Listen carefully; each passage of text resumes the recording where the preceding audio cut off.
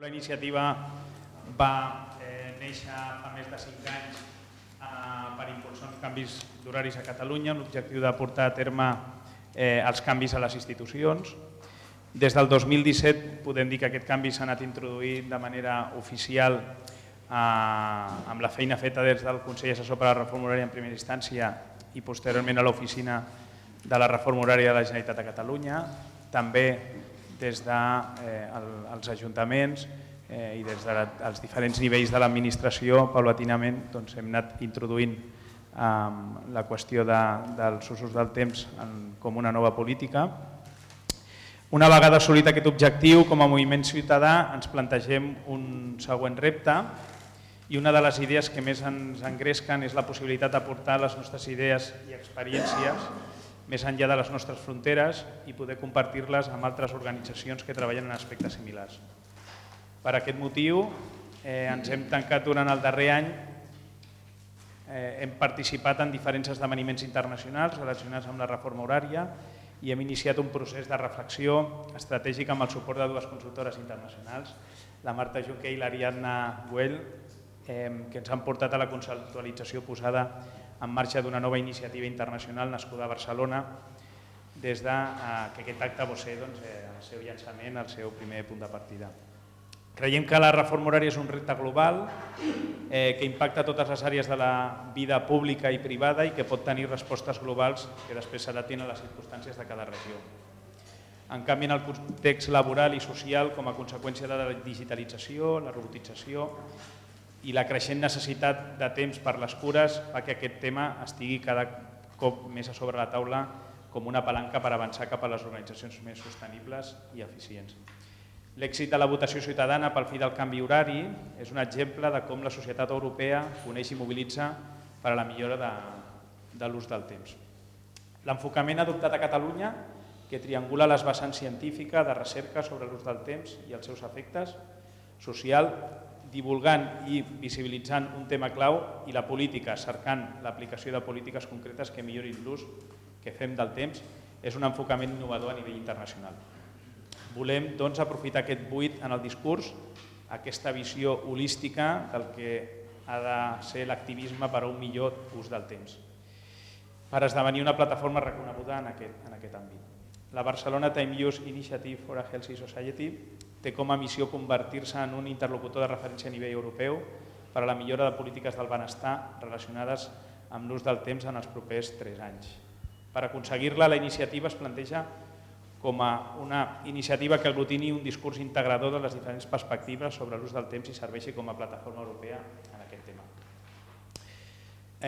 Barcelona Time Use Initiative for a Healthy Society justifica el seu nom de la següent manera. Barcelona, perquè volem continuar lligats al llegat als inicis de la iniciativa per a la reforma horària. Time Use, perquè és la temàtica central de la nostra iniciativa, de la nostra proposta. Initiative, perquè considerem una forma que s'escau més en la flexibilitat i el treball amb objectius concrets. I Healthy Society, perquè és l'objectiu final de la iniciativa. Com a part del procés de reflexió s'ha investigat en diferents actors treballant en aquest tema a nivell europeu i internacional, identificant més de 30 organitzacions que treballen en aquest tema.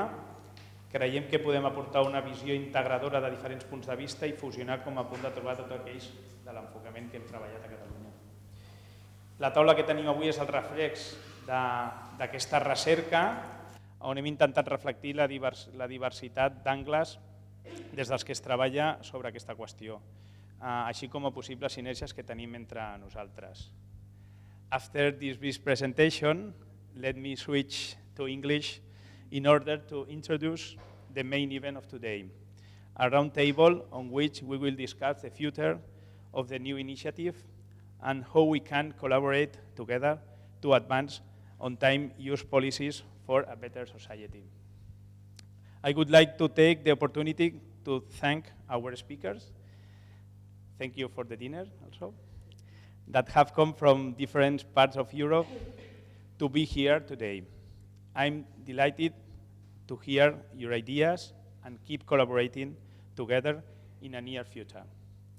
We want the Barcelona Time Use Initiative for a Healthy Society to be a collaborative process created by the civil society that can be useful to transform the time use policies in Europe and around the world. Only working together as a plural and diverse network, we can do it. And now, without further delay, I give the word and the work to Ariadna, whom will be moderating the roundtable today. Thank you.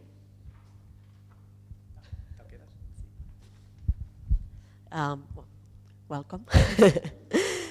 My name is Ariadna Güell. I'm part of the consulting team that has been helping the initiative throughout this strategic thinking process on what we do next. I'm also a big believer on what we are doing, on how we can use time to improve ourselves and our society.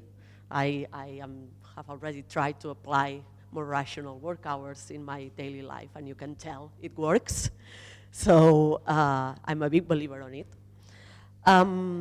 So I would like to start maybe the roundtable by briefly summarizing why we are here, which is the launch of this new Barcelona Time Use Initiative for a Healthy Society. So as Fabian introduced, we are new initiative on their international vocation, but we have big dreams, I would say. We hope to be an active part of this already existing international and European community working towards more rational, sustainable use of time at all levels. But also we know that we cannot do that alone. So we aim to build this initiative in a collaborative way. So that's why today we invited representatives of key organizations related to time use to start the conversation on how we can work together and how we can keep advancing on this topic.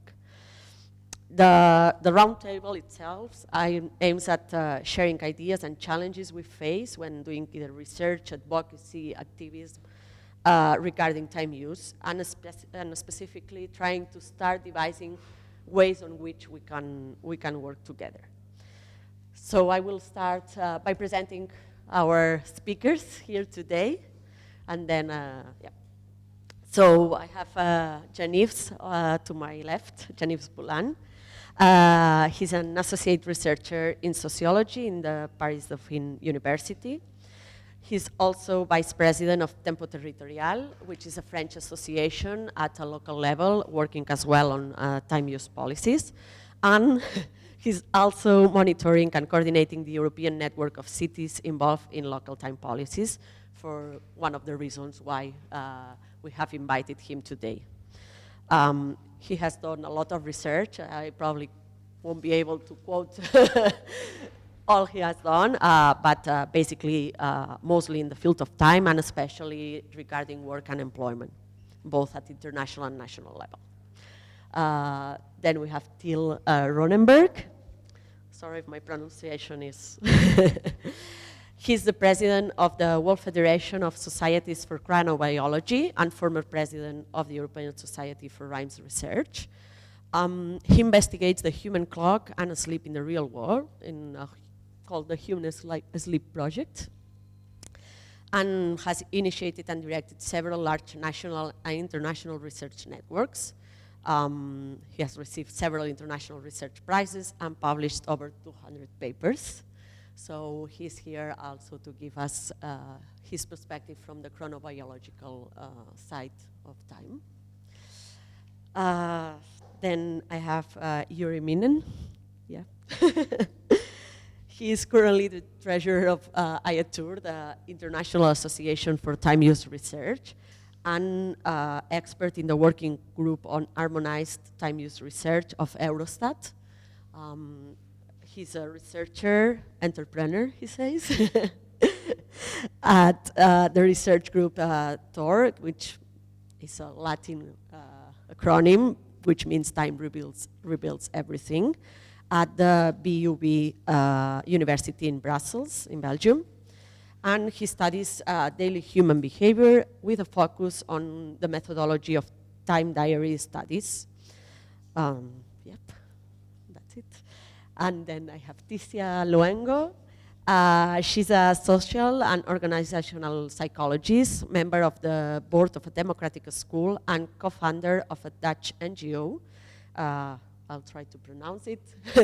Platform Better Teaching, which means Better Hours Platform. And a citizens initiative, which is in German, also with a similar meaning.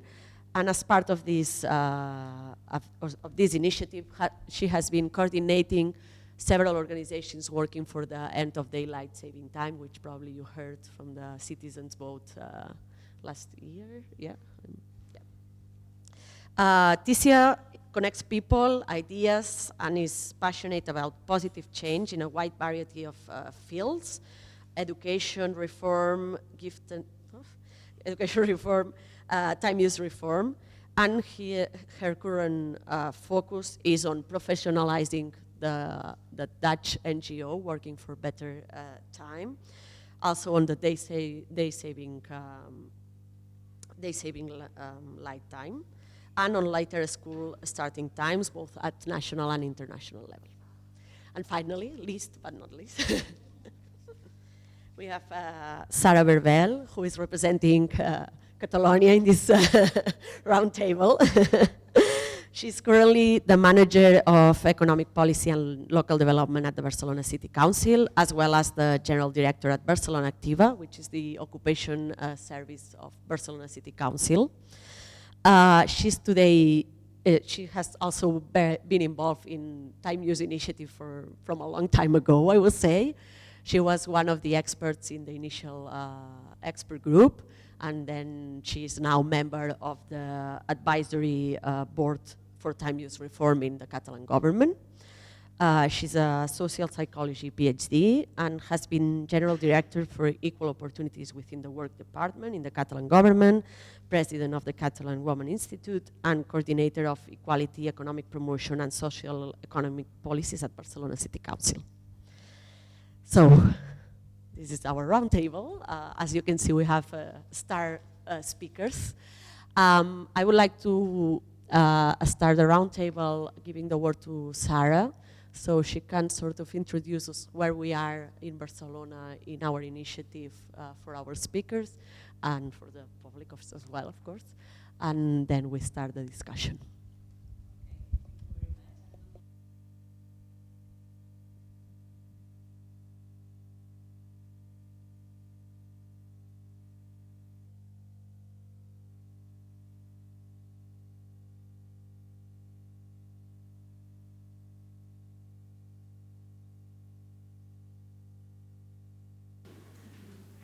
So the world can listen to you. Yeah, it's a second. I know that you all know that I am very prized and I'm very happy to be here today with all these great colleagues.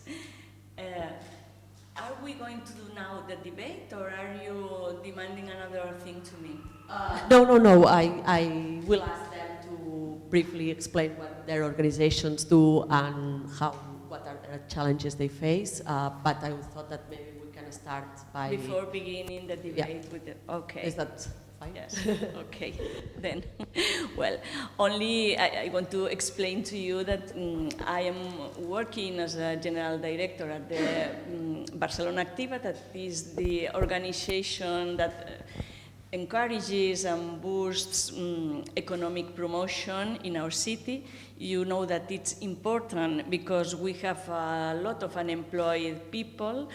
Now we have overcome a very serious crisis in our country, but yet we need a lot of work with people that have left before with this terrible crisis that we have faced, yes?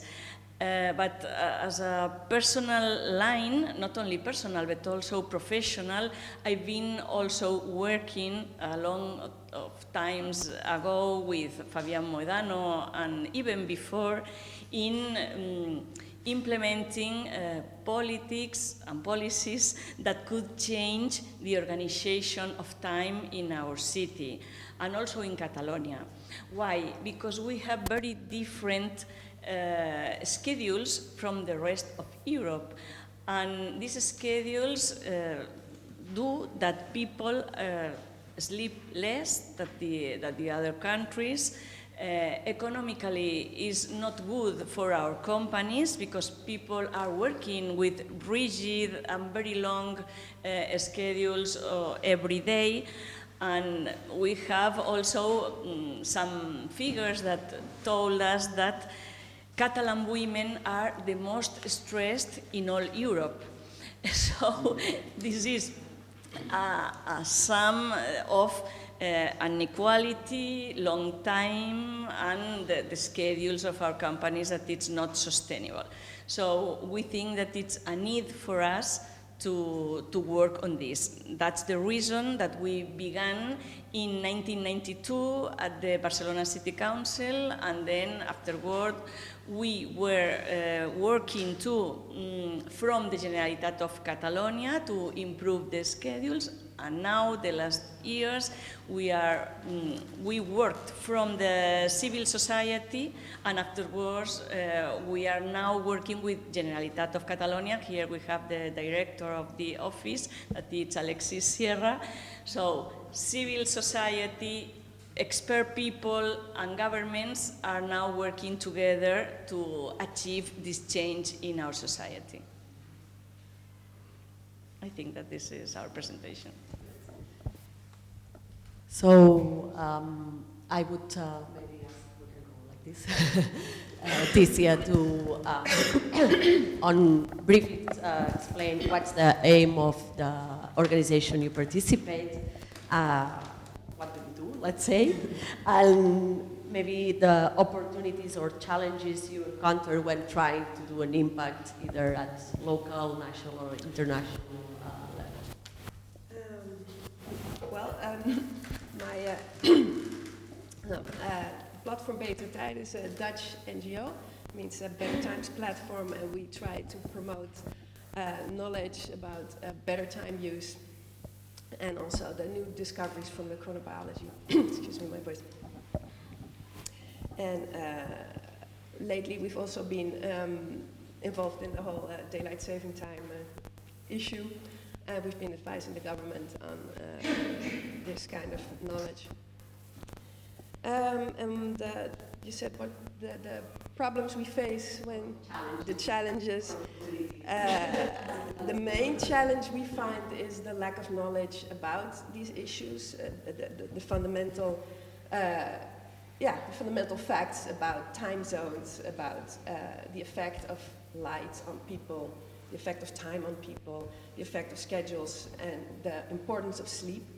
And there's a lot of information, a lot of knowledge from science, and there's very little knowledge in the general population, but especially with the lawmakers and the decision makers, and that's what we try to change.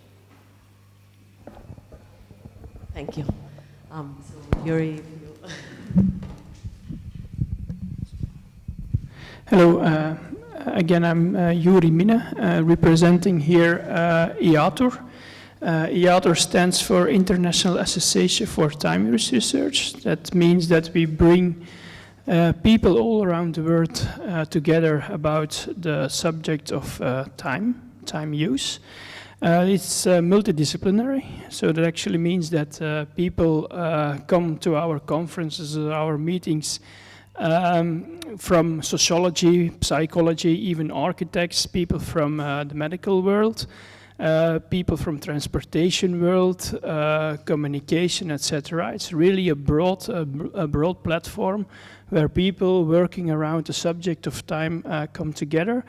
And that shows that IATUR is there to share ideas, to share knowledge, but also to share ideas or practices how to study time, the methodology, even statistical methodology. And as a third, also shares ideas or even common practices in how to collect time use data. Because it's very important that we share all of those elements so that we can have a look in the daily patterns of people, in the daily behavior of people. And it's only there if we understand what people are doing, if we truly understand what people are doing and why they are doing a certain activity, that we can come to a solution. And the solution is very important if we want to go, or understanding what's happening is very important if we want to go to the transformation of the society, if we want to have an implementation on the policy level. And this is practically what the organization or the initiative is already doing here in Catalonia, is to try to change, try to transform the civil society. So that's increasingly important to hear all of those initiatives. And IATUR is very fond of these initiatives, so we can really, you can easily say that, you can copy it into the practices of other cities. Now, IATUR also has a lot of lines or representatives in other associations. Even on Wednesday, Tuesday and Wednesday, I was at the European Commission for Eurostat, who is also trying to find, and they find it, to a harmonized approach how to collect time use data and how to use it on a policy level. Even also we are represented in the UNSD, the United Nations Statistical Division, that is also looking more and more into time use, and in that respect to the equality or the equity of men and women. Today I can only say that there is in the entire world a lot of data available, but we don't succeed enough to bring those data in relation to each other and to study cultures, how people spend their time and what the differences are, and how we can solve certain issues. So that's my introduction. Thank you very much. My name is Roenneberg, and I sort of represent the biology of this question, namely the biological clock research. And the research into the biological clock is relatively old on one hand. On the other hand, it is a new research discipline, new that it only is has been intensive for the last 50 years. And it deals with the fact that nothing in our biological processes is not governed by a biological clock, by the body clock, which is not some esoteric thing that sits somewhere above our heads, but is a real biological phenomenon. It has genes, it has centers in the brain, and this biological clock is responsible for coordinating or optimizing everything that goes on within a day. Now, our research has a name in it which we call clock. Your initiative has a name in it which you call time. I would argue that we only gain real insights into what we mean by this if we start challenging the usage of time. Because the research into the biological clock, and I think clock is also a bad word for the program we're working on, gave me the insight that it's actually not time in the strictest sense that we're talking about. It is a temporal space, which means, and you've mentioned it several times already, that there is a way that people structure their day. Now, days are limited. No matter how you change days, you will not make them on this planet longer than 24 hours. So all you can do is you can rearrange sort of the portions of this day, how and when you're going to use them, for example, for sleep or for leisure or for work and so forth. But in our brains, time is something that is linear, whereas in the context we're talking about, time is really a space. Night is one part of this temporal structure, day is another part, and the space evolutionary can also be used. So the real space has been used in evolution because animals came from the sea and conquered the land, and then they conquered the air. So they always went into new spaces. We as humans, as mammals in our ancestry, we have done something similar, but on the spatial temporal level. That means in the era of when the land was full of dinosaurs, we mammals developed a way that we can survive in cold nights. the cold-blooded reptiles were very inactive when it got cold at night. So we as mammals conquered this temporal space night for our activities and were very successful in doing so. Later on, we changed back into being day active as humans, but we still went through this nocturnal bottleneck, and there is a lot of evolutionary biology behind the way we use days. And I therefore would suggest that we focus on day usage or temporal usage within the day, and be a bit weary about using time as a general word, because time means 15,000 things in different contexts. Thank you. Thank you, Ariadna. Thank you for inviting me here in Barcelona.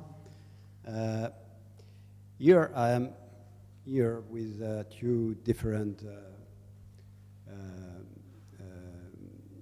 I'm a researcher, so in time use, also in working time, the evolution of the different temporal dimensions of our lives, and also as a member of this network in France, which is called Tempo Territorial. And I can say that with some colleagues in Germany, like Ulrich Mückenberger or Sandra Bonfiglioli in Italy, we have diffused in Europe the idea of time policies implemented at the local level. And the initiative of Barcelona is really an initiative which is going in the same way, if I could say. That is to improve the quality of life of individuals, to also try to improve their lives through involving them in the building of the solutions. This is really what is very important in local time policies, is the process of doing that is a process which involves citizens, the different stakeholders, depending the subject, for instance, mobility or opening hours of services, of shops, or for libraries, also concerning the mobility. So I think that the initiative of Barcelona, which has been launched a long time ago, also in 2006 I was here for the launch of Barcelona Active, for instance, Barcelona Activa. I think that it is very important for the European network you have mentioned, which is for the moment difficult to monitor, because we need some support, financial support perhaps from Europe. We have tried to get that, and we will try again in Strasbourg in November, when we have our annual seminar in Strasbourg with Tempo, and you are invited to come also with Bilbao and also Italian cities and so on. So we want to develop that together with the Council of Europe. And I think that the initiative of Barcelona is also in this perspective of what has been decided by the European Council of Europe in 2010. They took a resolution and also a recommendation to the government, European governments, to develop time policies, develop time officers, time policies at the local level, in order to give to people the right to their own time, which is very important. I think that what we need at this moment is to give to the citizens, to the inhabitants of our countries, a mastership on their time structures, and autonomy in their time structure, to decide at what time they want to work, at what time they want to be, but it's not only on an individual basis. It's something which should be studied in a collective, in a collective action. So what we need is to develop collective regulation for individual choice. That is, so I think that what is going on here in Barcelona with this initiative from the municipality, from the Generalitat and so on, is to give this possibility to individuals to have more possibilities to have access to services, for instance, to have chosen mobility, not only mobility which is imposed by the different time schedules and so on. So this is what I think it's a tuning between our prospects in Tempo, also the network, European network, and the initiative of Barcelona. Thank you very much. Thank you all for these initial statements. I think we all agree on the issue, as Sara was explaining, probably quite big in Catalonia, but I guess shared in the whole world. We also, I think we could agree of the need for awareness, for this knowledge that from different points, either chronobiology, sociology, psychology, etc., this growing body of knowledge of how we work and how we structure time in this concept of a space, which I found very interesting. And I think many of you already also mentioned this idea of local, right? Like the area where we can influence or we can be effective. But actually our aim is international. So how to balance this, probably it's one of the challenge on how we get to the local level where real change happens and at the same time we can influence international, national policies that can help this change to happen. On that note, or taking that in mind, I would ask you now, without order, whoever wants to wants to speak, what specific things or what things do you think that this Barcelona Time Use Initiative, from this international perspective, can do to really influence policies at European level, or what sort of actions do you think have value or add value to the already alive network of organizations working on time use? Yes, let me say before, do you hear me? Yes? Let me say before that you were saying there is a word that I think that when our group,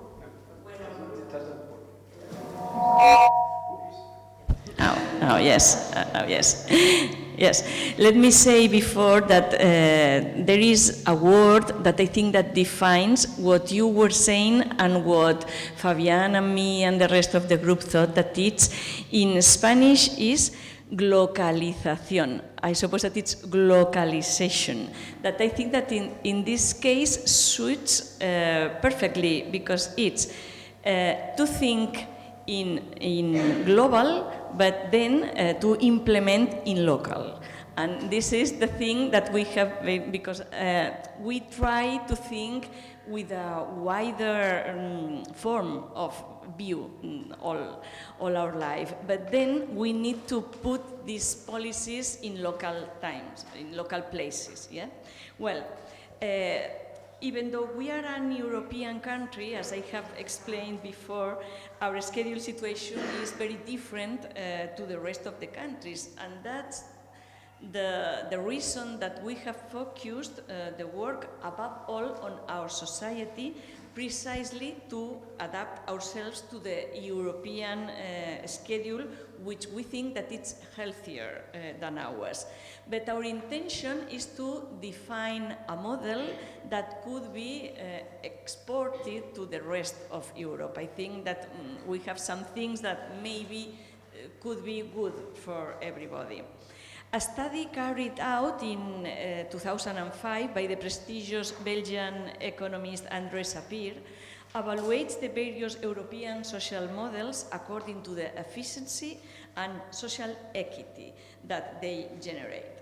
This study concludes that of all the models in Europe, the Nordic social model is the one that achieves the greatest efficiency and equity, while the Mediterranean model is the one that achieves the worst results for both efficiency and equity. In Catalonia, you know, because Fabian has told it before, time is organized in accordance with what is known in Europe, this Mediterranean model that we join with Spain, Italy, Greece, Portugal, Cyprus, and Malta. It's characterized by long working days and very rigid and inflexible timetables. A change of values and strategies is needed. In order to change this situation, Barcelona City Council boosts the Barcelona Time Use strategy. It is not designed from a European perspective, but as I said, it tries to think in global, and the fact that it takes an in-depth look at a more efficient organization of working time means it could also be interesting to export to the rest of the European countries. Who doesn't want to improve health, rest, equality, and well-being? In this sense, we think it could be a pioneering model in Spain and in Europe. We will now watch a brief video about what the time agreement means. What is this model? Can you pass the... It's very brief. Días, horas, minutos, el tiempo. En la sociedad actual a menudo nos falta tiempo, andamos de cabeza a un ritmo desquiciante y los horarios suelen ser poco racionales. Por eso, hoy en día, organizar el tiempo cotidiano supone un gran reto. El Pacto del Tiempo es una estrategia impulsada por el Ayuntamiento de Barcelona que en 2018 incorpora nuevas actuaciones para que la organización del tiempo sea un derecho de ciudadanía. ¿Qué es? Un acuerdo colectivo entre el Ayuntamiento y las organizaciones sociales y económicas de la ciudad para impulsar una acción conjunta y llevar a cabo actuaciones que nos permitan organizar mejor los tiempos de vida y nos aporten un mayor bienestar. 1. Equilibrar los distintos usos del tiempo cotidiano de las personas. 2. Promover que hombres y mujeres se corresponsabilicen del tiempo de cuidado de las personas y del trabajo doméstico para conseguir una sociedad más igualitaria. 3. Facilitar que la ciudadanía disponga de más tiempo para participar en la comunidad. 4. Adoptar modelos de gestión más eficientes y sostenibles, principalmente por parte de empresas y organizaciones. 5. Implantar progresivamente una reforma horaria para que los horarios sean más humanos y racionales. 6. Sensibilizar a las personas sobre los beneficios que una buena organización del tiempo conlleva para la salud y el bienestar. ¿Cómo hacerlo posible? El pacto pide a toda la ciudad que se comprometa a emprender actuaciones en estos ejes: tiempo y salud, tiempo y educación, tiempo de cuidado a las personas, tiempo y participación, tiempo y servicios en la ciudad, tiempo y trabajo en las empresas y las organizaciones. Es un acuerdo vivo y una propuesta dirigida a las empresas, a las organizaciones y la ciudadanía, para que participen en él con actuaciones concretas. Una propuesta que invita a todo el mundo a formar parte de un compromiso de ciudad para una organización del tiempo más saludable, igualitaria y eficiente.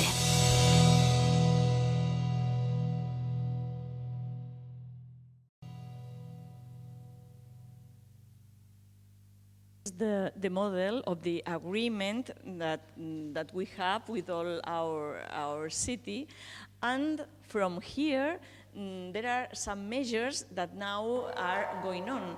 For example, in communication, the television of Barcelona has done 5 brief programs with sensibilization to the population about this. I think that we have some of them here that you can see.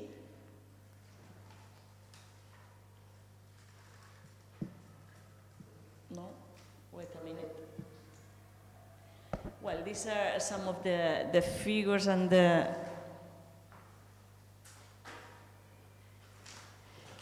Here we have all the measures that we are implementing, 29 measures from this agreement that the video has explained to you.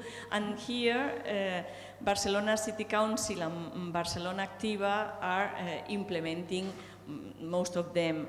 But there are a lot of companies, as you can see here, 39 companies and different organizations, also NGO, as you were explaining before, that are implementing different measures for improve the schedules and all timetable.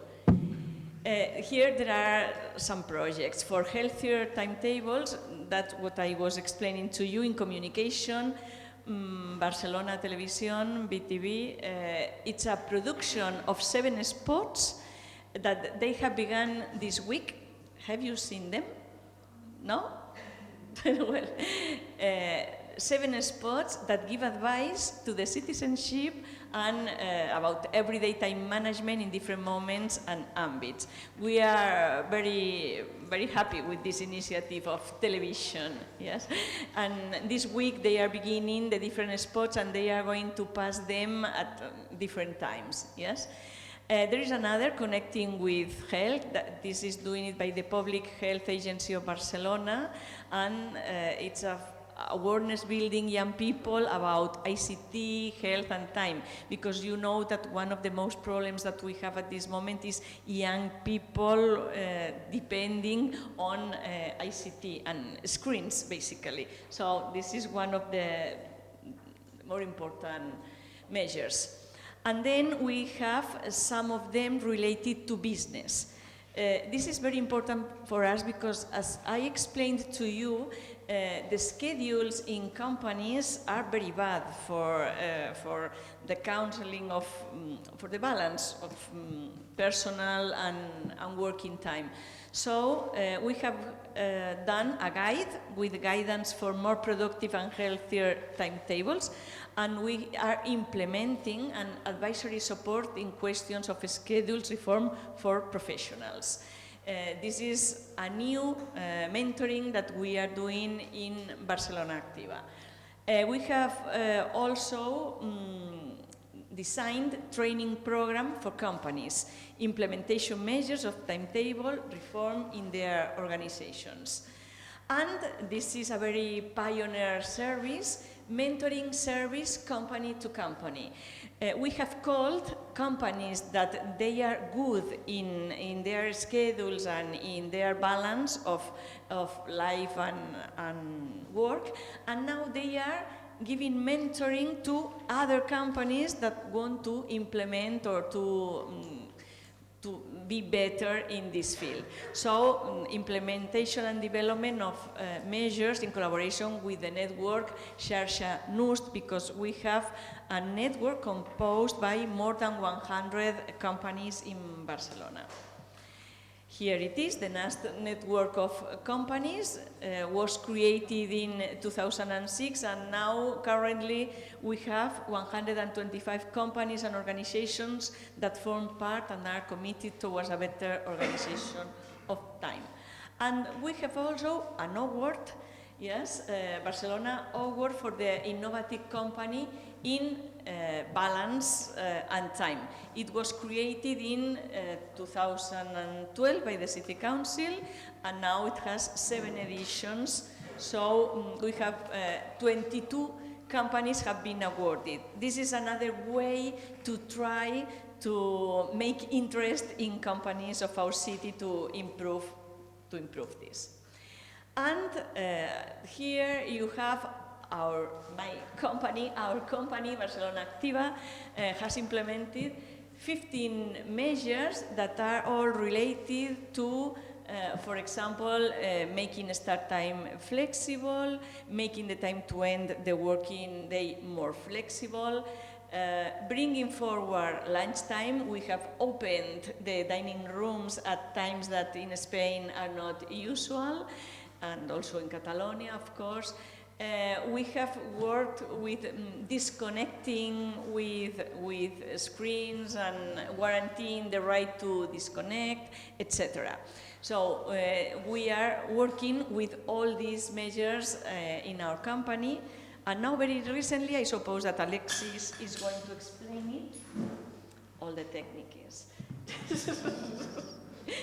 It has his own life.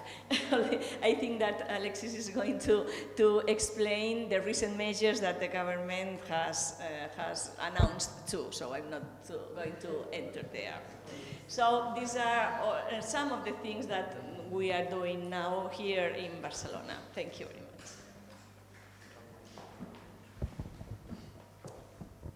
Thank you, Sara, for this explanation.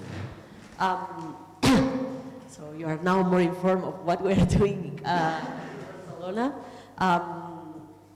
Maybe I'll retake the question on what do you think, having this experience here, how do you think we can now think international, and what specific actions would you expect us to do to really advance on influencing policies at the national level, at international level?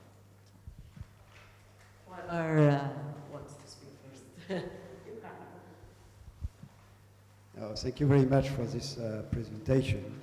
I just want to begin with a short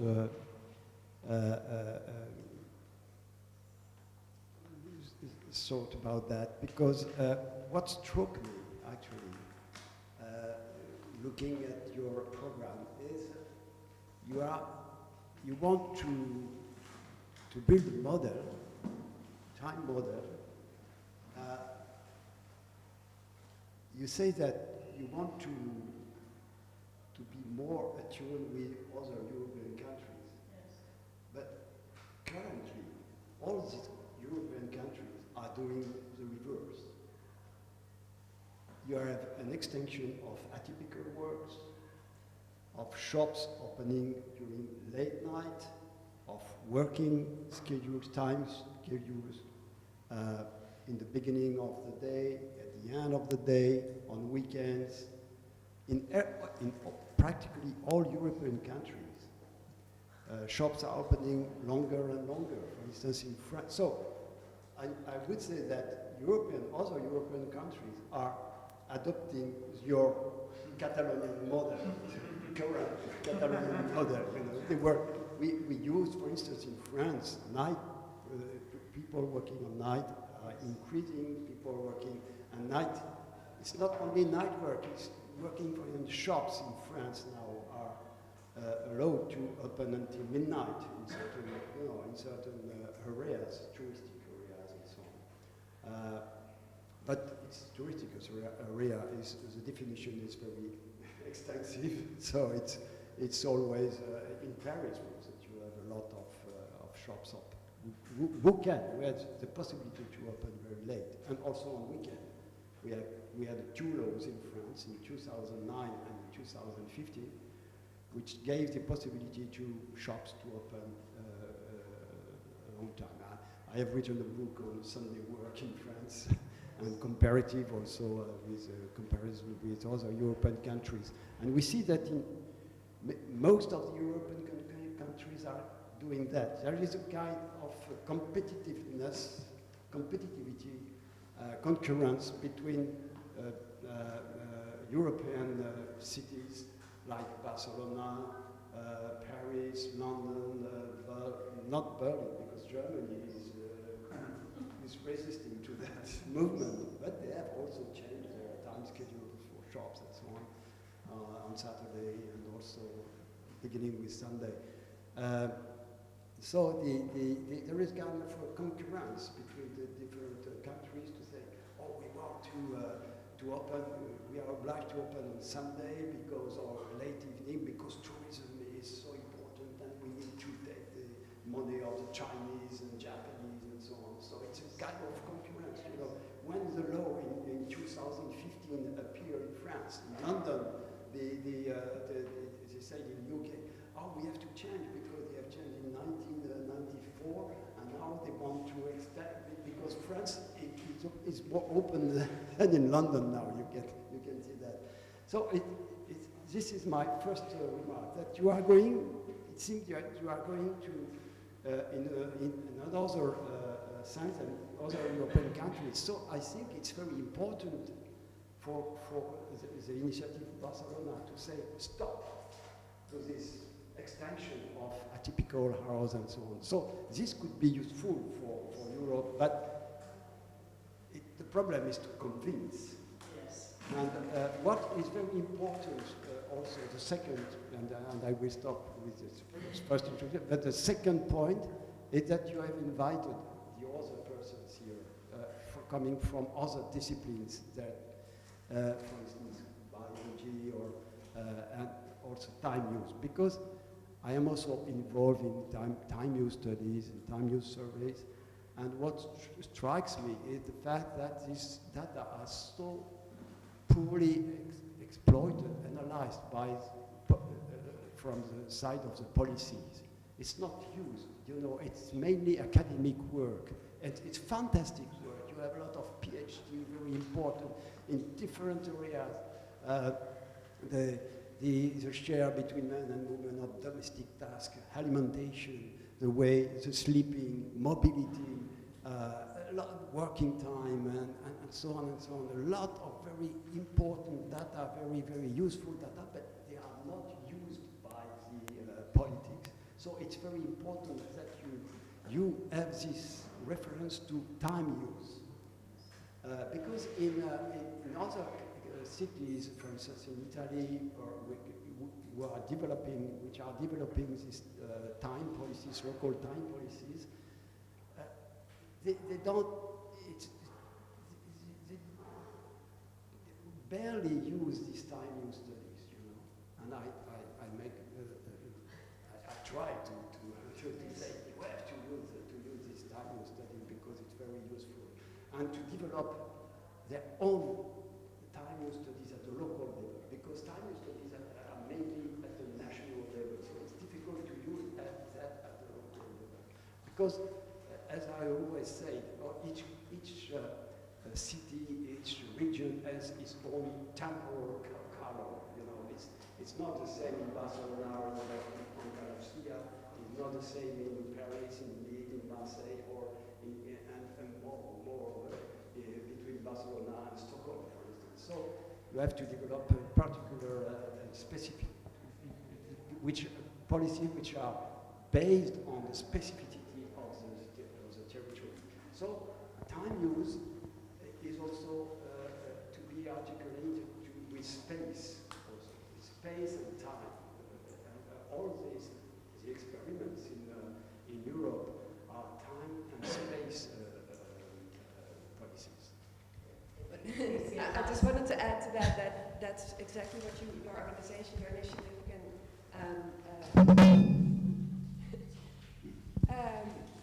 help share these best practices in different cities, so we can all use this information and try to apply it in our cities.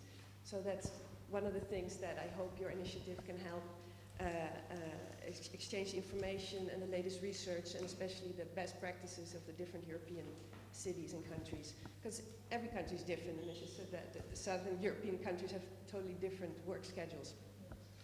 And in Holland, it's very different. It's almost an exception that we have het nieuwe werken, which means the new way of working, which is one step ahead already. It's giving people the freedom to decide when to work from home, work location independently and time independently, work when they're at their best. And more companies are applying this because it gives results. People perform better than if they have to come in early in the morning and they're still tired and they need 3 coffees and they don't get any work done till the afternoon. It's very different if you can start in the afternoon and you work through the night if you want to do that, and if that's okay with your family and you can manage that. If you can be there in the morning for your family, it's everybody has their own lives and their own schedules, and that way you give people the freedom to adapt their work to their life and not their life to their work. And we see it has very good results economically as well. And what we try to do is to add to that, because that in Holland it's already pretty advanced, the new way of working, but we from our platform, we want to focus on the health aspect as well. That how important it is to listen to your own biological clock, your own biological rhythm, and work with that, live with that, and the importance of sleep, and especially not just for working people, but especially for teenagers, for children in school. They go to school way too early nowadays, so that's one of your first point of action. That's one we agree with, to change the times, school starting times, maybe even how long they're in school. So that's one thing that we hope to share information with you about, that maybe take it European-wide. There's a big movement in America called Start School Later, and they're booking results. You can see if the kids start 1 hour later, they perform much better in school and they're much healthier. Yeah, another aspect that we'd like you to help connect other NGOs within Europe is the daylight saving time issue, and we would especially like for Western Europe to come together, because we're all in the same time zone and we have a different kind of problem with daylight saving time, summertime, wintertime. We don't like those words because people have good associations with summertime, and it's a double summertime we have here in Western Europe. So we should connect the Western European countries. That's the Benelux, France, and Spain. Portugal and Ireland are really, UK is also Western Europe, but it's already in the right time zone. But Portugal and Ireland are a time zone further away even. So, and a lot of people don't know that. A lot of people don't realize, and if they know it, they don't realize the importance of it. How the sunlight affects our daily rhythm, how it affects our performance, it affects our sleep and our health. And that affects the society's bottom line. That's a big, big cost for society. So that's what we'd like to do. Thank you. I detect an apparent contradiction in what we are trying, because I'm saying we because basically we all try to do the same thing, making life easier and healthier for individuals on the basis of organizing the day or the year or the week. The inherent contradiction is that on one hand, I hear a lot of personalized flexibility. On the other hand, I hear we shouldn't give complete liberty to the opening times of shops. I say an apparent contradiction because if you resolve the background of what we're talking about when we're talking about time, the contradiction dissolves itself.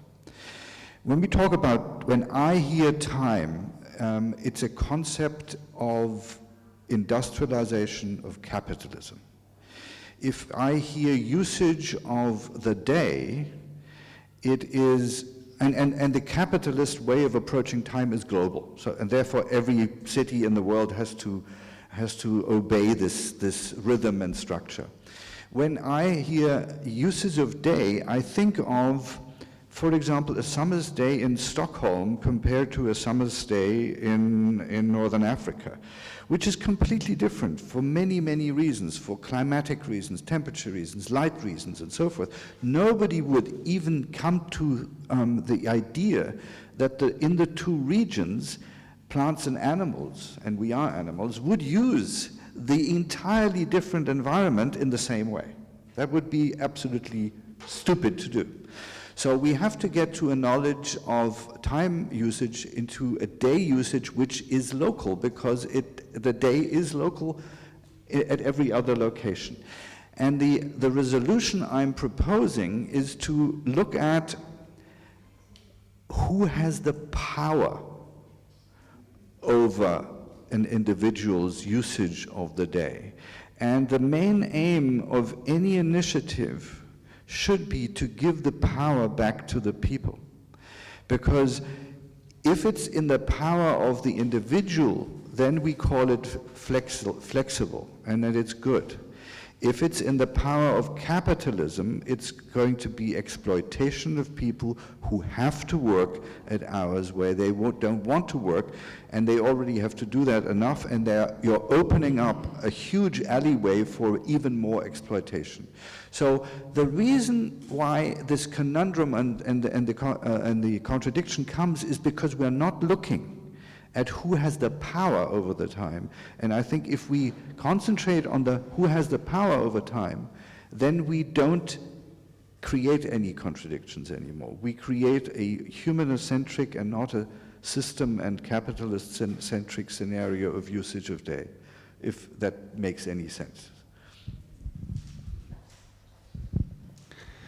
Okay, after, of course, 3 experts already given their meaning, it's sometimes hard to jump in to address. But I think it's very important to look to time and space, but over the entire period of the 24 hours or even the week. We have multiple roles in our lives which we have to fulfill. We are a father, we are an employee or a mother or an employee. We are a parent, we go to the tennis, we go to whatever organization, and it's more and more, certainly compared to the past, difficult for people to combine all of those different roles we live in. And so it's important not only to look to the work side, but also to what we do in our own free time. Because stress is not only evolving from work, it's not evolving from flexibility at work, but more and more we have a lot of stress because we need to combine different roles in our own free time. And this is something that's been looked at as being individual time, but there is indeed a power that lies above it. This capitalism, and we want to spend time going to holidays. We want to have a social network. We want to let our kids go to the hockey or to the tennis or to the football. But we need all to combine these different activities. And then, as a sociologist speaking, I think that the collective rhythm, because there is actually a collective rhythm that people confine to, needs to be strengthened more and more. The collective rhythm, which was in the past the 9-to-5 rhythm of the weekday, the work weekday, was a very powerful rhythm that give the people, let's say, ease of mind, peace of mind in their own head. When they came home, then there was time to rest. But now there is more unstandardized work over the 24-hour period, but also during the working day itself. You can have different working patterns from 9 to 5 within the 9 to 5. But yeah, it's essential that we need to understand how we actually have the implication on our time. How do we combine the roles? And that's, for instance, the reason why we did a study, or performing a study now in Belgium. We are following a group of people over the period of 3 years continuously. They are working now, they worked in 2008 36 hours as a full-time. And in 2019, beginning of 2019, for a full-time, they only work 30 hours. So they have 6 hours as an extra to spend. And we want to see how people spend those 6 hours. In which way do they spend them? On an individual level, but also on household level, and which kind of positive or negative elements bring that to play. We call that a living lab. You know, a lab in the hospital or in science, chemical, but we have a living lab, a social living lab, where we now can actually see how those households, how those individuals are using those 6 hours extra. And then you see that it's positive for sure, but it's not all positive. You see, for instance, that some people have difficulties of organizing the time, and they also have stress about it. So it's very important to study the roles of people, but also to follow up on every initiative, because an initiative from scratch can be very good and can be very interesting, but still you need to see what are the results and how to refine your approach. So very well done to the initiative. I saw the 15 elements on the slides that you want to take, but I truly hope that you also will have a debate or a study that really focus on the outcomes of it, because sometimes people fall out of the scope, whatever reason. There is sometimes your household composition, the fact that you have multiple children, or somebody is sick, or somebody has a really demanding job, can be a stone in the radar that deconflicts actually the good purposes. And that's why we need to have more studies, more insights, so we can be there for all people that we focus on all civil society. I think Sara wanted to say a word. Yes, thank you. I completely agree with you that it's necessary to study and also to think what to do with all these hours, because there are a lot of people that maybe they are even stressed, as you have said, so I absolutely agree. And I also agree a lot with my colleagues how to give power to people. But I wanted to answer to Mr. Bolén when you have said the problem is, well, you have said, I think that the model is good, but the problem is how convince, yes? And then I think, and we have talked about this with my colleagues here in Barcelona, I think that we need to work new ways of communication, not the traditional ways. And I was thinking, for example, in the Nobel Prize Richard Thaler, have you read it? He makes a mix between economy and psychology, and he has won the Nobel Prize with his theory of nudge, la teoría del empujón. And he shows there some new ways to communicate things to convince people in a good way, of course. What I'm saying is that this Barcelona Time Initiative that wants to be international may be one of the things that we could study, not only how people is doing in their time, that this is absolutely a need, but also how we can communicate with new ways to convince people, because this is our great problem. That's it.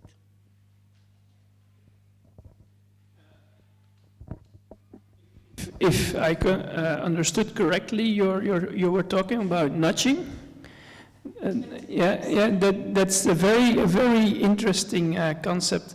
It came indeed from the economics, and I'm just jumping for 1 minute to another area, and that's filling in your tax formula. And in Belgium, they did a study that in the beginning of the filling in your tax form, you want to be honest, you want to give everything, and then you have a positive, you bring a positive element to society. And what we saw is just by adding it in the beginning of the formula that people were really relieved, they filled in their taxation better, and then they had a better impact on society, instead of asking it traditionally at the end of the form. Then we saw really different and negative elements. The same is true actually with time. If you can show people that the time policy, the implications you're talking about, gives this kind of positive influences, then it makes people happy. What we don't have to do is to scare people, not like on your package of cigarettes where we say, if you don't listen to us, this will be the result. No, if we can be positive in that, we show that initiatives gives you a better health, a better life, a more friendly society, then people will say, okay, this is a positive message, this is nudging. So we can come to a solution. It's a very different approach. Most of the time we want to say that people will be fined by something, but if we can turn things around, then you will probably have a better way to communicate your policy. So I wasn't thinking about the concept of nudging just as you said it, but it's really true what you say. Absolutely.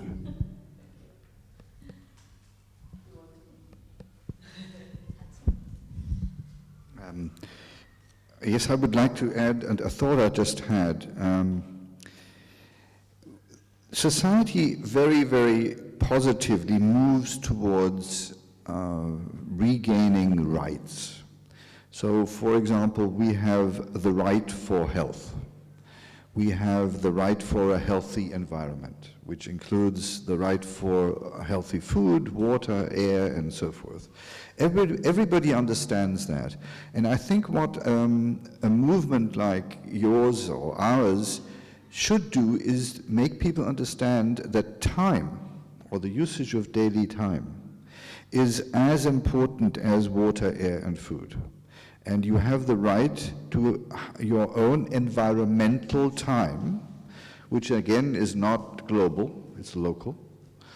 And it is a resource, like food, air, and water, which everybody has the right to exploit individually towards a better health and happiness.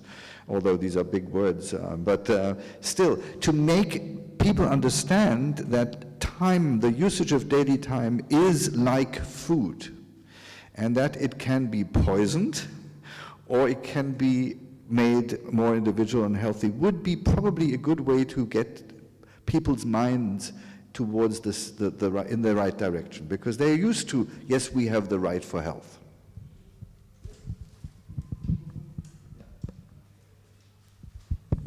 Yeah, thank you. Yes, I think that what is important is not to convince people only, but to involve them in the process of change. Looking at your presentation, it's very important also to raise the awareness of the importance of time for individuals, but also for collective organization. And the fact that you use TV spots and so on remind me also what has occurred in Netherlands in 2000 with a program, the Dagindeling program, was to change the organization of daily life. And they had a lot of spot at the TV to try to also show because, you know, in people, citizens, used to adapt their lives, their rhythm to the constraint. And when they have an organization, a time and space organization, for instance, they don't want to move because they say, okay, that's like that. My children, I have organized this thing like that, and so on and so on. So it's very difficult to change, because if you change, for instance, working time, so it's difficult to change all the organization for caring, for instance, for shopping, for administrative and so on, duties and so on. And for instance, we have several experiments in the cities involving tempo territorial about the peak hours. The fact that everybody goes to work at the same time, for instance, which is a very it's dramatic effects on environment and so on and so on. And the question is why people, even if you have flexible working time schedules, for instance, why people arrive at the same time and use the same time patterns for mobility, for instance. And it's very difficult to change that. If you look, there are always good reasons. Could be, I have to bring my children to school, so I go. But also the organization of the presentees. For instance, it's also a point you have raised. The fact that people, for the management, they want to have the people with them. So it's difficult also, for instance, to develop telework, things like that. And So we have a lot of reflections and actions in the different cities. And for instance, one thing we try to do is to say to the organization to start, the starting working day could be different for different people, for the different employees. But it's very difficult. And we have tried that first with the universities, for instance, to have a scattering, starting time for the different disciplines. For instance, starting for instance for law studies at 8 and 8:30 for human sciences and so on and so on. And this is very, very important because, for instance, in a city like Rennes, the metro was absolutely not possible to use the metro in the morning because a lot of students use it and also the workers and everybody use it together. And they have scattered the starting hours in the university, and just 1/4 of hour, it's make the transportation system more fluid, So these are but the problem is to convince people, not only convince, but to involve them, to make what the Italian call co-design table, for instance. And you have to discuss. It's a long process because to convince people to, I can change. And also to convince people to think about, yes, I can ask the other to change, but until what? Until, for instance, for shops. Yes, it's good to have shops open on Sunday, but do you think about the impact for the life of individuals working on Sunday? So it's very important to have this process of gathering people around the table and because it's increased the awareness of the importance of time structures. Maybe time needs to be part of policy. That's for sure. And the educational system is a part of our society that has not been discussed so far. Is to I would say train, but it sounds negative, but give young people from going to the kindergarten towards high school and university, the insights on the power of how to organize their time, how to live their lives, how to take up responsibilities, how to schedule their days, how to have a healthy time spent, how to lower their stress level, what the essence is of a day cycle, what the essence is of a weekly cycle, even living your living phases, because what we sometimes, not sometimes, what we also see is that the people, and I'm just going to call a few figures, people between 25 and 40 years old, they live the most pressured lives. It's the moment they go out of the house, they have their new family, they have a couple kids come in, but they have also the responsibilities over their job, and at the same time they want to keep up the appearances on Facebook. Everybody wants to do the nice stuff because the boring stuff, it's not on the feed of Facebook. So we definitely see that a lot of time problems are in the phase of 25 to 40 years old. And of course, if we can teach youngsters already from a very young age that possible problems will arise, that they are trained and that they are aware of the fact that they can do something with their own lives. So the level of education should not be forgotten in the entire initiative. Thank you. I think we have gone through quite a few topics that we have to tackle. Work, education, school times, daylight saving time.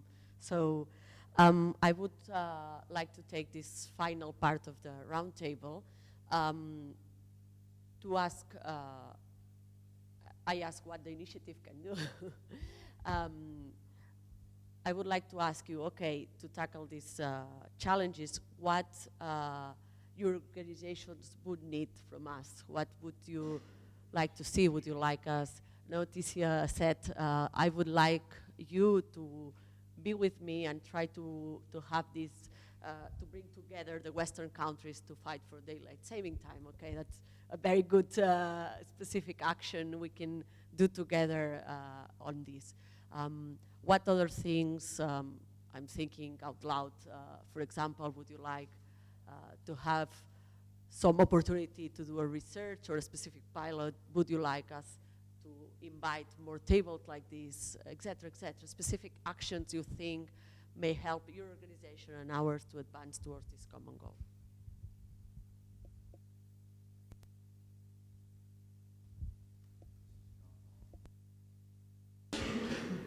I think I'm not expecting you to do any global activities, because I think it's much better you do your activities here as a sort of a shining lighthouse for all of us to say, see, they did it, and it had a good effect, a good result. You're absolutely correct when you say you can't make people do things unless you show them that it's advantageous.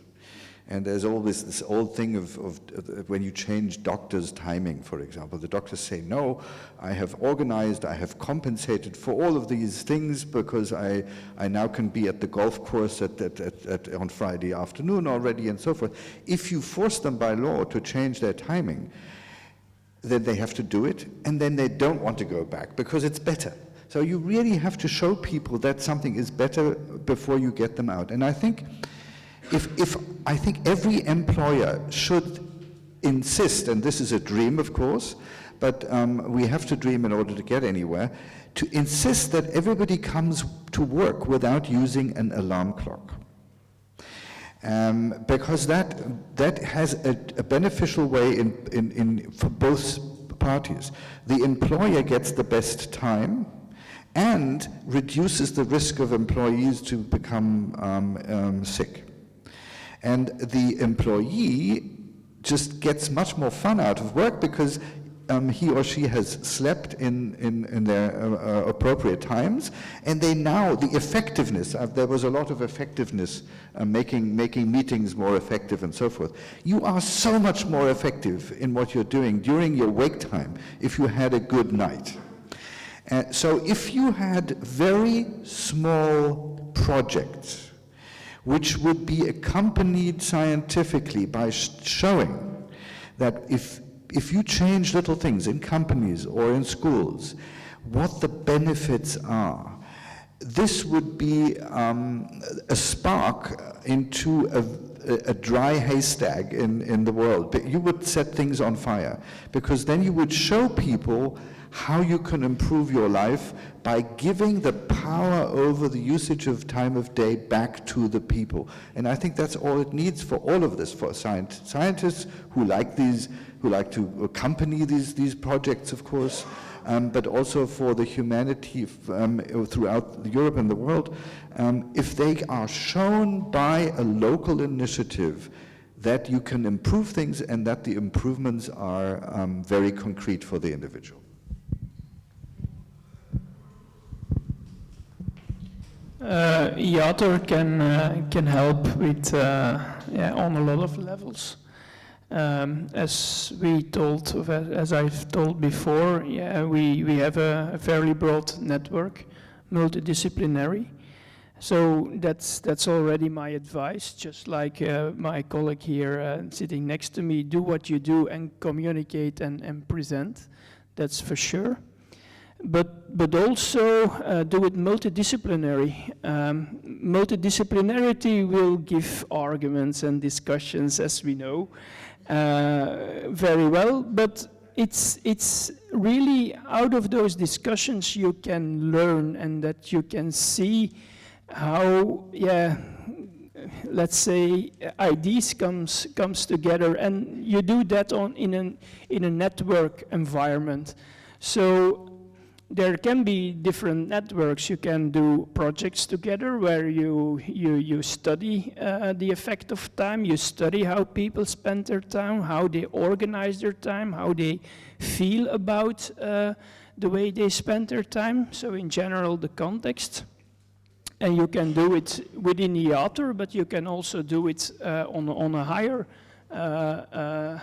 level, being Eurostat or the UNSD, which really demands for input like you already have given. And yeah, my last thing, and that's then going much deeper, is to think about the concept of living labs. I probably know that here in or the rest of Europe, you might not have heard about the context, about the concept living lab. But in Belgium, it becomes very popular, is that you give an incentive of you change something in a small environment where you can really study the effect of the change in real life. And if it helps, then you can put it in a broader perspective and see how it works, because not all intentions, we know the effects on a larger scale. So first start modest, see what's happening, and then you can bring it to a larger level. So discussion, presentation on a high level, and doing living labs on a smaller scale would be perfect. Yes, I agree. We would like to see interdisciplinary integral studies concerning health and safety and the influence of rhythms and light to help convince and influence the decision makers, to help explain how important it is and how much it could benefit our society, and not just health-wise, but also economically. And we also thought maybe we could make joint proposals for national or Western European action plans. That you could facilitate those things. Maybe even join Horizon Europe, which is coming up now. That could be an idea.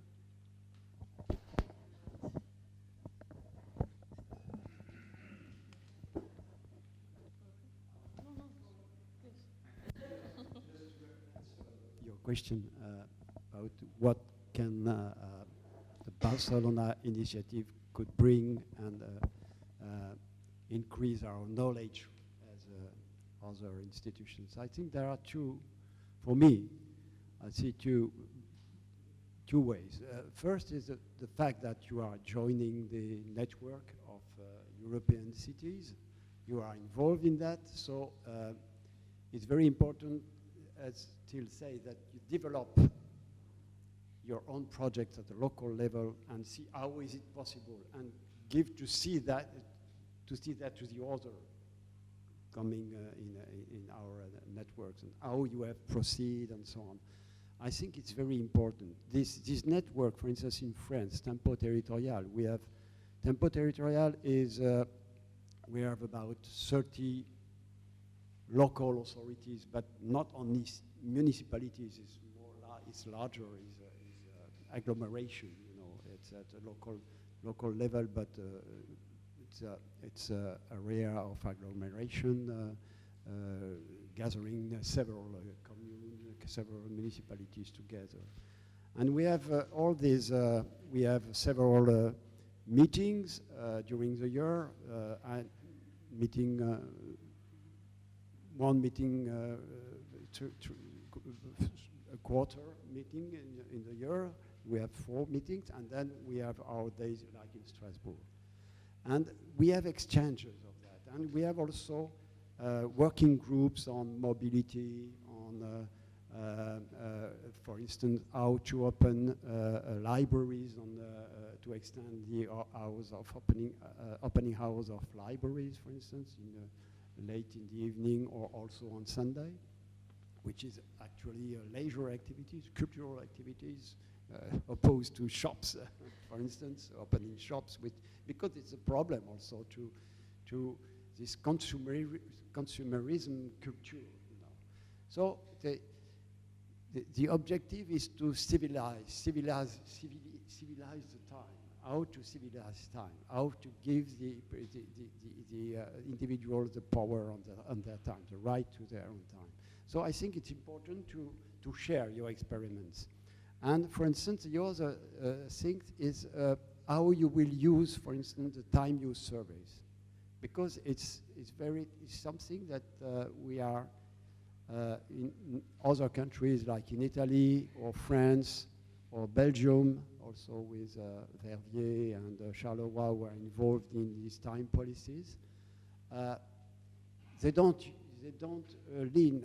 use this time use survey, for instance. And I think it's important to see how you will proceed with that, how you will proceed on this using this time use survey to implement your what you want to implement, what you want to realize for the changes in the rhythm, and if you succeed, for instance, to concentrate shop opening or to limit the extension of shop opening, things like that. It's very important to see how you proceed. So for me, I think it's the initiative of Barcelona, as the initiative in Bolzano, in Bergamo, or in Rennes in France, or in Berbel in Belgium, are very useful to share the experiments, and in order for through meetings and so on, to after try to get at a higher level, at the international level, to question, for instance, the Commission, the European Commission, or Council of Europe, to say, oh, look what we are doing now. And this is a way also to, because it seems with the neoliberalism, the fact is everything is going in all, extension of time is extensive, working time, but also consumerist time and so on are extended. I agree. Well, from the Barcelona Time Use Initiative, I would like especially to highlight some points. The first, that we would like to work with you together, yes?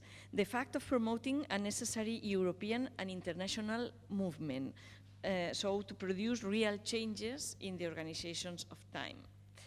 Second, the focus on the issue of health as a basic axis, but also in education, as you have said, because if there is not a good education in time and in health, it's impossible to survive.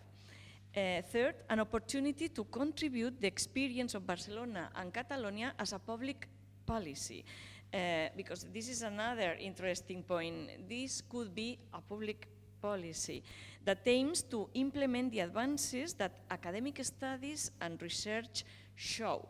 This is the next point that we need, because you know that there is not a good practice without a good theory behind, theory and real figures, yes? Involving citizens, companies, and organizations. This is another basic issue.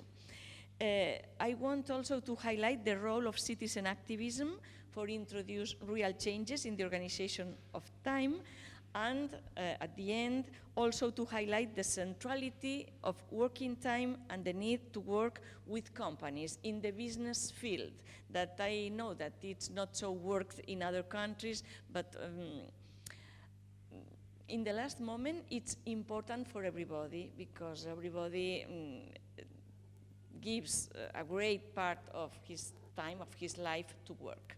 So it's important to involve business and companies here. So we would like to do all this together with all your organizations. Thank you very much. Yeah. Shorter, because we are at time. Just the fact that this is a point that I want to strike. It's the fact that you in Barcelona have succeeded to involve companies. It's so difficult to do that, this kind of work. And it could be very useful to show, for instance, how you have proceeded. Because in France, it's very difficult to involve companies. We can involve universities, hospitals, some organizations, but not companies. It's very difficult because they don't work. They think, oh, okay. Perhaps it's because in France we have law, a lot of law concerning working time. They don't want to touch at that. They want to keep the management and the power on the organization of time of people. Yes. And what I said, just to finish with that, during the dinner yesterday, in France, for instance, there is a possibility for shops to open on Sunday. But at the 21st century, it's possible in France to fire a person because she refused to work on Sunday, and she refused because of family commitment and so on. She don't want to lose this synchronization day, which is Sunday. And she has been fired, you know? It's because they say she has disobeyed. So where is the mastership on time? So it's very important to raise also the awareness of companies that they have not the power of the life of individuals. Yes. Thank you.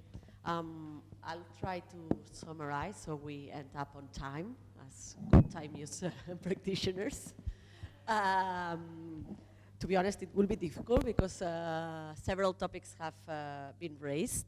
I would start with the concept that Sara mentioned, localization, because I think it's a recurrent topic that we keep talking of the importance of implementing at local level, of adapting to the environment, even from a biological point of view. It doesn't make sense to do some things, the same things in different places. But then as well to be able to share these local experiences on a global level and see how we can learn and understand better how we work and how we organize our time. Some challenges, more specific challenges in terms of time that have came up, education, especially on the school times, the daylight saving time, which Ticia is our main representative in this table. Also work as a central part, how we make this more flexible. I like the idea of we work when we are at our best, right? But taking into account what Joeri called the collective rhyme, right? So it's not enough just to be flexible at work, but how we combine this with the rest of issues. You mentioned mobility, which in cities is a big issue, and other issues. And I think that this can be sort of summarized to the sentence that Till just said, to bring back the power of the usage of time to the people. So it's not only that our companies allow us to, but that we have the right to time and we have the right to decide when we do each of the things we want to do in our day. Okay, I think I'm fine.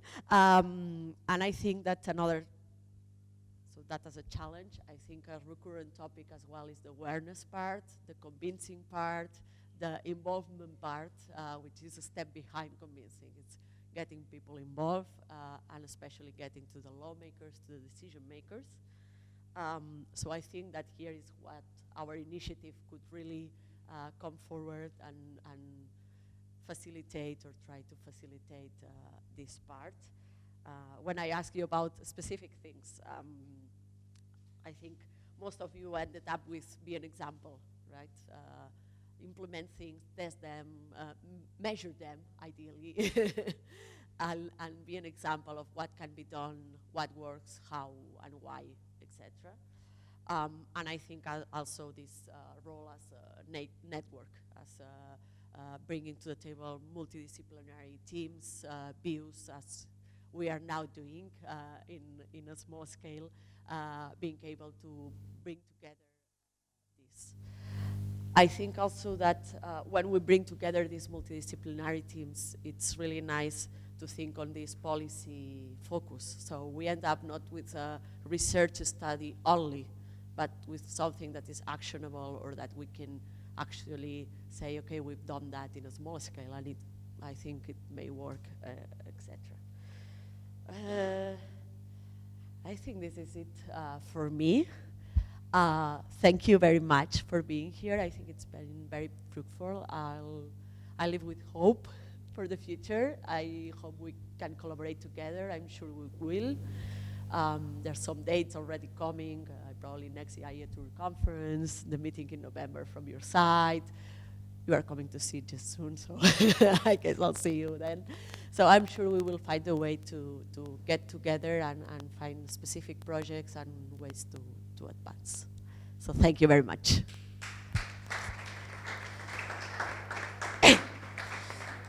And since this is almost the last act of our Time Use Reform Week, I would like Alexis to finalize the event, as well as Sara as representative of our initiative here.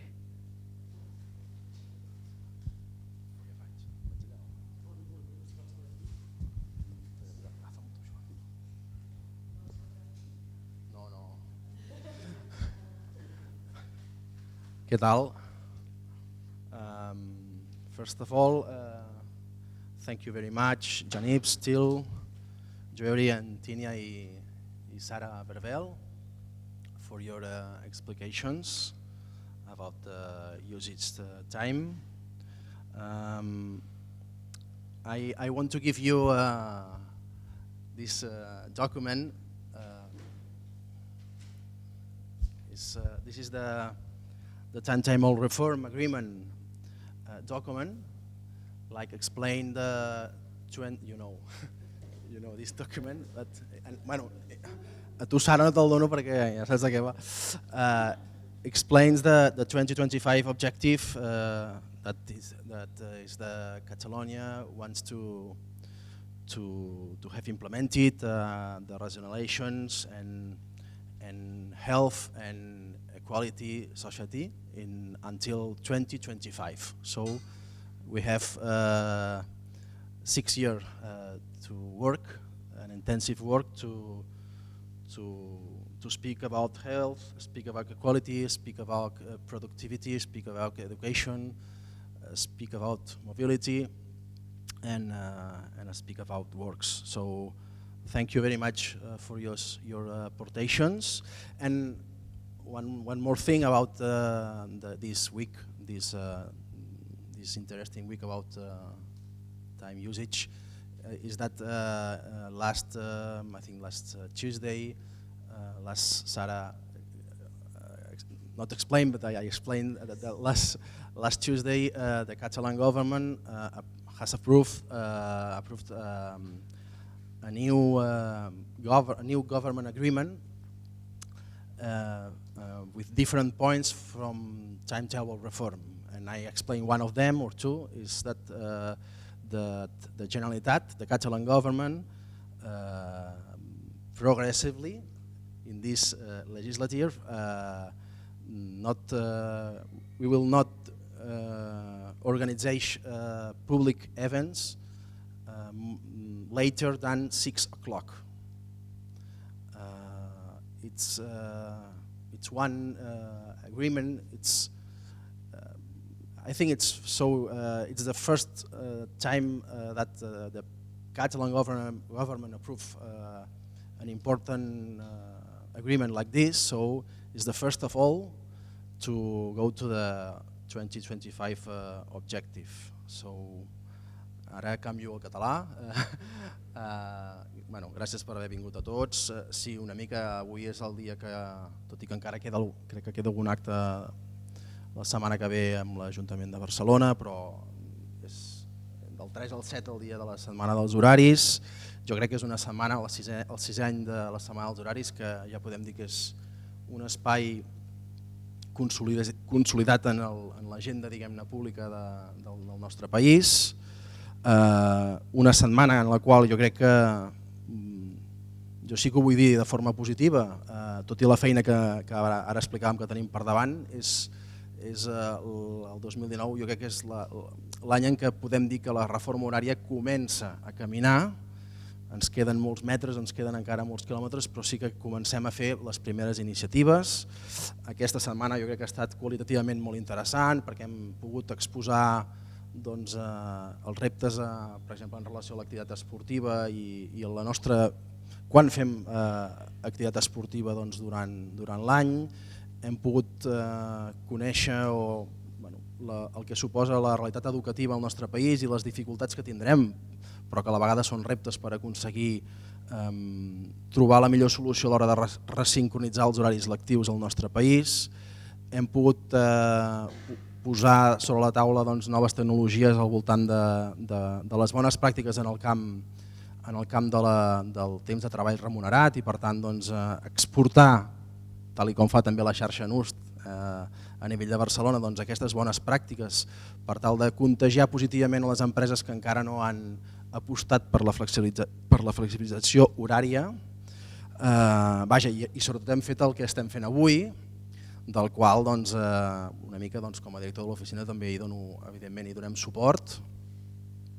We support this initiative from Barcelona Time Use Initiative for a Healthy Society i en definitiva aquesta és una aposta també per la internacionalització. Com no pot ser d'una altra manera, Barcelona sempre mira al món, Barcelona, Catalunya, però Barcelona com a marca importantíssima a exportar i per tant és important que tant la Generalitat com l'Ajuntament de Barcelona i la societat civil, com sempre, de forma concertada, com hem fet aquest pacte, com hem d'anar fent les coses aquí a Catalunya, hi donem suport i per tant una mica el suport ja diguéssim d'entrada en el naixement d'aquesta iniciativa i que aquest suport també tindrà una petita traducció en el proper congrés del IATUR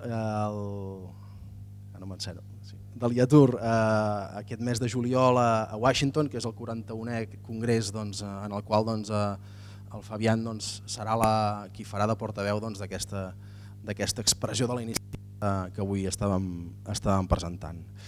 No sé si em deixo alguna cosa, perquè no volia ser llarg. Res, felicitar el Fabian, felicitar el conjunt dels promotors d'aquesta nova iniciativa i dir-vos que hi ha moltes maneres de definir el temps i a mi me'n surten moltes, avui em surt aquesta, que és que hem de fer que el temps sigui el nostre aliat i que no sigui el nostre enemic. Per tant, moltes gràcies i bona setmana dels horaris.